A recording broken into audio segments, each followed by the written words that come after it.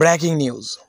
এবার তুফানের র্যাশ কাটতে না কাটতেই প্রিয়তমার নায়িকা ইদিকা পালকে নিয়ে শাকিব খান করছেন নতুন এক সিনেমা। তো ভিউয়ার্স, শাকিব খানের পরবর্তী সিনেমার খবর জানতে ভিডিওটি না টেনে পুরো ভিডিওটি দেখুন। সম্প্রতি বরবাদ শিরোনামে নতুন একটি সিনেমার কাজ শুরু করছেন শাকিব খান। সেই সিনেমাটি পরিচালনা করছেন বিশিষ্ট নাট্য পরিচালক মেহেদী হাসান হৃদয়। তাছাড়া এই সিনেমাটি হবে পরিচালকের প্রথম সিনেমা। এর আগে বিভিন্ন নাটকের পরিচালনা করেছেন পরিচালক মেহেদী হাসান হৃদয়। তার স্বপ্ন পূরণের জন্য প্রথম সিনেমাই করেছেন শাকিব খানকে দিয়ে। আকর্ষণীয় বিষয় হলো সিনেমাটিতে ফের নায়িকা হিসেবে থাকছেন কলকাতার জনপ্রিয় নায়িকা ও শাকিব খানের ব্যবসা সফল সিনেমার নায়িকা ইদিকা পাল। অন্যদিকে শাকিব খানের তুফান সিনেমাটি মুক্তি পেতে যাচ্ছে আসন্ন ঈদুল আজহায়, অর্থাৎ কোরবানি ঈদে।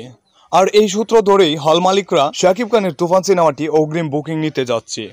হল মালিকরা আরও বলেন, যত টাকাই লাগে এবারের ঈদে শাকিব খানের তুফান সিনেমা ছাড়া আর কোনো সিনেমা চালাবো না, কারণ বর্তমানে একমাত্র শাকিব খানের সিনেমা দিয়েই টাকা তোলা সম্ভব। এই শাকিব খানের সিনেমার জন্য অগ্রিম টাকা দিতেও রাজি আছি।